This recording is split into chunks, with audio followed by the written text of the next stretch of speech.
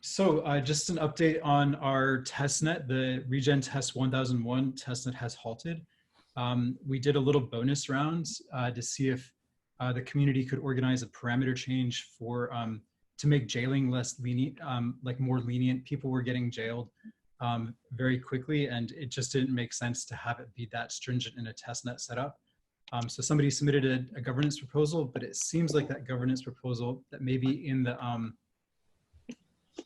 execution of that proposal, it set the setting to a value that basically was invalid and caused the chain to halt. So a little kind of got you to pay attention to probably something for us to bring up with the Cosmos SDK team at some point on how to kind of prevent those things from happening. But it was a good test of that functionality to see, how it worked. Ethan, maybe you can say a little more on specifically what happened. But as a follow-up for the testnet, we're working on tallying up all the points for people that participated in preparation for the next testnet. Is there anything else you wanted to say on that, Ethan, about what happened that caused the halt? I don't think it was actually an invalid proposal. What it was as far as I could tell, I haven't done a thorough analysis, but the the past proposal basically had required 50% of the last 100 blocks to be signed. Mm-hmm. And then that means if you missed 50 blocks in a row, you'd be off, which I think was pretty harsh because it was something like, 5 minutes you'd have. So restart could knock you off and jail you. So they want to extend it. So then the extending power was like, I think 50% of the last 1,000 blocks, which would give you like, half an hour or an hour to go down before you got jailed. The problem was once that passed, suddenly everyone had the sliding window that's kept track of the sliding. They had 100 of 100 were there. Now it's 100 of 1,000, and that's below 50%. So every single validator was jailed in the same block, and there's no validator toward the testnet, so it halts. So the naive application of applying those rules without looking at the current state inside the SDK is a very dangerous gotcha. So if you want to extend the window, you actually have to do so in small increments, so like 20 or 30% increases every time. And I guess what we could do to recover is if there was a way to roll back maybe one block, we could do like a sort of hard fork, possibly. Yeah, totally could do a hard fork on that. But that being said, it was I think it was a demo to show how the testnet we were going to kill it anyway. So yeah. So the plan has been in any event that we are going to do the next testnet based on the latest Cosmos SDK, where our upgrade module, where they are intending to merge our upgrade module into the next release of the Cosmos SDK. It's in their pipeline. So we were intending to end this testnet anyway. And now we have a new schedule for our community dev calls. So now we're going to do alternating Wednesdays where one Wednesday we'll do community dev calls, which is what we're doing today. And then the following Wednesday we'll do validator planning, which will be led by our lead validators, Chorus1 and Chainflow, who will be helping us coordinate the testnet. So in that way, we're going to kind of alternate focuses. So the alternating Wednesdays where it's the validator call, it's probably mostly just interesting for validators, although other people I'm sure would be welcome to join in. And then these community dev calls are intended to be sort of a demo of our progress for the wider community, just to stay on top of what we're doing. We'll have, join us next week if you're interested in validating on the next testnet. An update on our work on the key management and the upgrade community groups. For those of you that aren't, haven't been following our updates, we have two grants basically from the Interchain Foundation to work on improved key management functionalities and upgrade functionalities to get merged into the Cosmos SDK. We've been having just a bit of trouble scheduling a sync up with the Cosmos SDK team, just scheduling issues on both of our sides. But we found a time next week, next Wednesday at 10 a.m. So a little before this call, where we're discussing the progress on both key management and the upgrade work being merged into the Cosmos SDK. Ethan has recently restarted work on the fee delegation pull request for key management. And you can follow the latest work on the key management group at this link. So if you're interested, just check out you can go to that URL and then join the Telegram group for the key management and join that call. Another ICF grant, which is not directly to Regen Network, but is we're involved with, and Ethan is actually heading that up with his own consulting group, Confio. Ethan, maybe you can give a bit of an update on what you've been working on.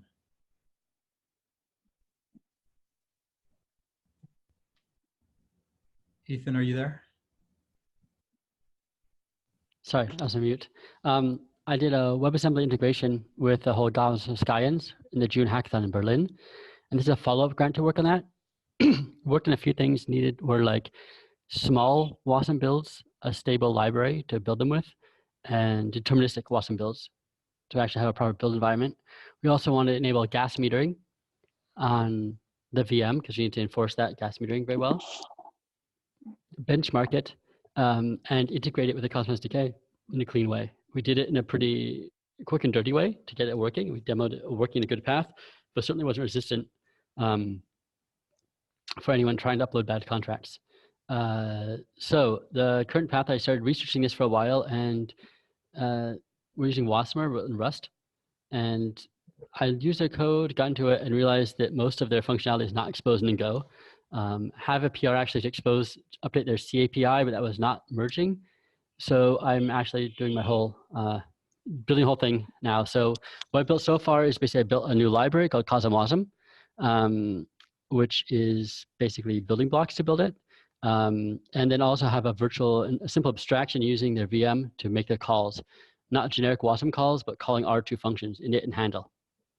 Those are the two functions we have. So it's a nice high-level abstraction around using their virtual to execute contracts.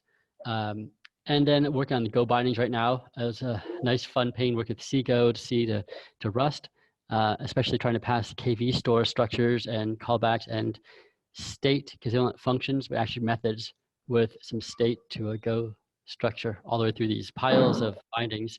But yeah, it's mostly working now. And that's going to finish that up this week, hopefully, early next week. And then next week, really start working on that Cosmos SDK integration, much more the Go side of things. I can show you what's done in Rust. The Rust stuff is mostly finishing. It's just being polished now. So I'll give a quick screen share right now of what I have. Can you stop so I can share, please? Sure, I'll stop my share. And just kind of for those of you who haven't been kind of following our work on this, a high level, kind of overview of this point is that we're adding WebAssembly smart contracts into the Cosmos SDK. So that would let us write smart contracts in languages such as Rust. So really exciting work there. Yeah, so you can live update the SDK. So yeah, see this? This is CosmWasm, just to show you what it is. Come there and GitHub. So basically the whole point is you end up with these, you have allocate, deallocate for memory management to the WASM contract. Your WebAssembly contract has an init and a handle. You can upload code one time. There's a whole HackMD documentation on this, which we're still open, we have a working group on. But you initialize it one time, and then you call a handle on it multiple times. Params being a bunch of parameters passed in from the environment, like its own address, its balance, they're trusted, and message, an arbitrary message, it returns messages. And basically this is what we're left with. You have to implement these two functions in Rust to do them. And you have access to a KB store. You could also implement in a different language. You don't have to do Rust, but this is all that you have to implement. It's a very simple API between the WebAssembly and the calling function. We try to make it very simple. For the purpose, it's very portable. And if you want to implement in Haskell, you could implement this in Haskell, I'm sure. So we basically built this out. And then to get started on this, if you want to get started and try this out at all, like I said, the underlying part works and you can build contracts right now. There's not integrated SDK yet. So I have a CosmWasm template. So if you got stuff, you can look at this. If you're using a recent version of Rust C and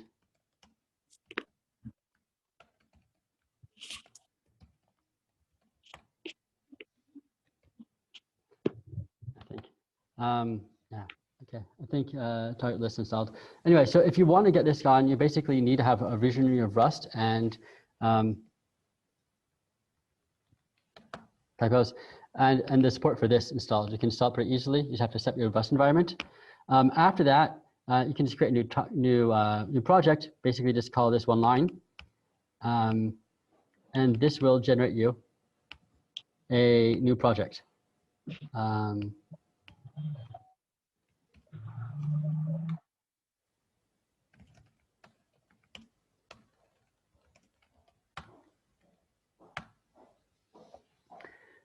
So it creates this new one called demo. And here we're here, and we can look at here. So we can look inside here, and you basically have this library, which is a few bindings to see stuff. And the contract is just this.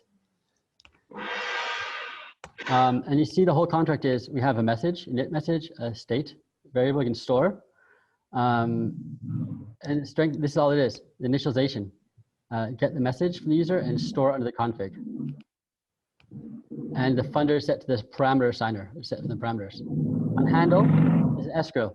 See if the signer is equal to verify restored, or is loaded from the state. And then if it is, then return a send a message, send transaction. So it's an escrow, simple escrow. And this is like 40 lines of code, 20 lines of code, right? And this is a fully functional module you can load in, contract, and input many times. And of course, it's testable. So you can write unit tests on this stuff. So I can build, Cargo Wasm will compile this thing, Cargo Test will build it. And you have full thing, you can just create basic messages here and make mock parameters, call init one time and verify that it responds, sets proper data in the store. That's just everything. So basically, if you want to run tests, you're running them in Rust, not in Wasm, just in Rust. You can run the test natively. It doesn't require huge harnesses. I think much easier in Solidity to use this, and you can basically get full coverage just as if you're writing a Go SDK. It should be easy to write and test it as running like Go SDK code. So that's what it is. If you want to try it out, you can go and check out Cosm Wasm template or Cosm Wasm. Thank you. Thanks, Ethan. Cool. So let me reshare my screen. One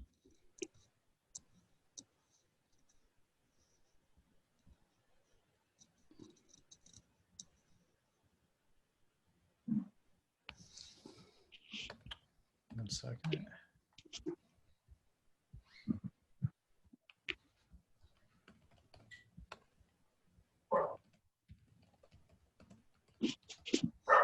Okay, let's see. Let's jump back a couple of slides. Okay. Yeah. So just an update on our roadmap to mainnet. We are now currently planning mainnet launch in Q1 of 2020 instead of Q4 of 2019. It doesn't make sense to do a mainnet launch over the holidays. On the dev side of the progress towards mainnet, remaining blockers towards smooth chain upgrades are tracked in the issue that I've linked there if anybody wants to check that out. Basically, one of the key things we want to make sure we have ready before we launch mainnet is the ability to have smooth upgrades of our blockchain without needing to dump the state and then restart a new chain. The reason being is that we want to have a persistent ledger of ecological claims so that people can see, basically the history of when claims have been made or credits have been issued.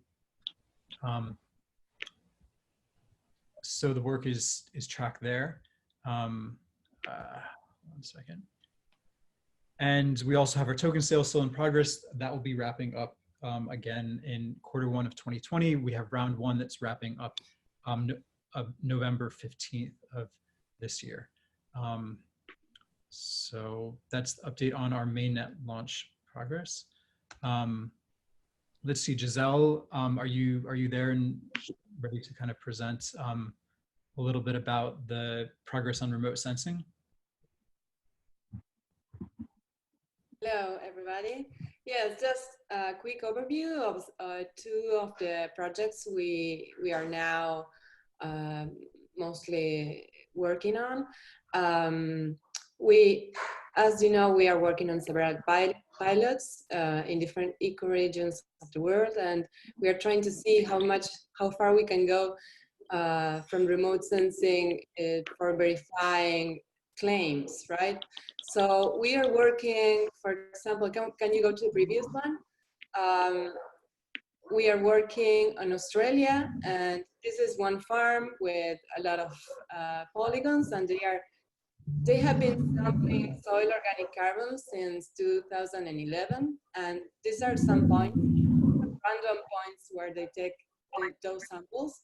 So by having those points and the soil organic carbon content for every year, what we did is we tracked back based on Sentinel-2, which has 10-meter resolution, and it has a revisit frequency of 5 days for the whole world, and it's free, it's open. And we correlated the bands of the Sentinel with this soil carbon. And we found, and next, we found very high correlations between, can we go to the next slide, Aaron? No, the previous one, that one. Okay, so there you can see some relationships, and we are really happy because this is just raw data, and we are getting really accurate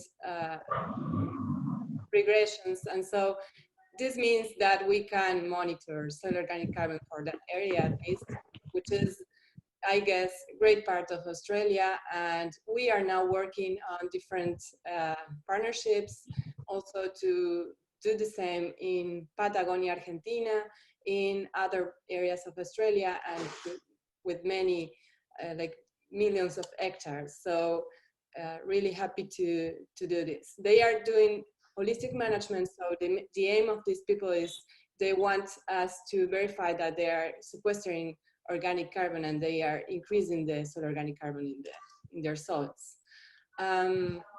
Next. So for those pilots, can we go to the next one?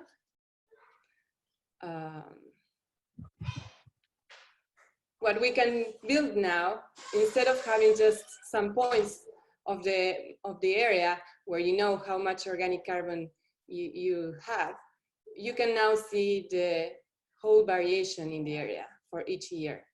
Next. And then we can also compare between years and see which are the areas of the landscape that are sequestering carbon and which areas are losing. There you have like from red to yellow, the losses, and between 2 years, and from yellow to green, the gains in soil organic carbon. This is in tons per pixel. Okay, and next, there's another pilot we're working in. It's for verifying grazing from sheep in Northern California. There are like two organizations. One has farms with vineyards, and they are doing organic vineyards, and they want to show to the world that they are increasing soil organic carbon. And there's another organization that has sheep, and they take the sheep to different fields from other owners, like vineyards or for fuel reduction also. And there's a study from the University of Davis that shows that those sheep, while grazing in the vineyards, they increase soil organic carbon. So they wanted us to see if we could verify from remote sensing that the sheep are actually grazing in the vineyards, which was a challenge because there's no like previous reports of this kind of verification from remote sensing, mostly because the vineyards themselves do some noise over the grassland, okay? So we had really good results, and just from NDVI, we saw drops, and we were able to verify that the sheep were grazing in a farm. And so for next winter, they are going to expand the sampling, and we are going to correlate over more fields in order to build a model over the area. So next. I think, yeah, there's just a demo how we see from 1 week to the next one in the parcels where sheep were grazing. You can see NDVI drops, and so it's really quantifiable. Okay, so that's our main results in the last weeks. Cool, thanks, Giselle. And let's see, the one other update I have on development side is we have been working on a specification for an ecosystem service credit registry and marketplace.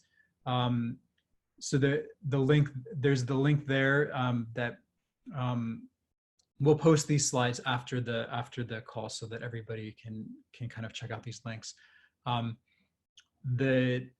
Basically we have a specification in progress there. Our product team is working on collecting more user requirements from our pilot partners to improve this specification. We want to build basically the best, most flexible ecosystem service credit registry that exists, and we hope it will be used for many different types of credits, including carbon credits, but not limited to carbon credits. We're looking at biodiversity credits, potentially water credits. There's many different possibilities for how ecosystem services can be quantified and incentivized. And our design team was working on mock-ups for the first version of the credit registry. So hopefully we'll have more updates on that in the coming weeks and months. Let's see. So we'll have our next community dev call in 2 weeks, and the validator planning session is next Wednesday.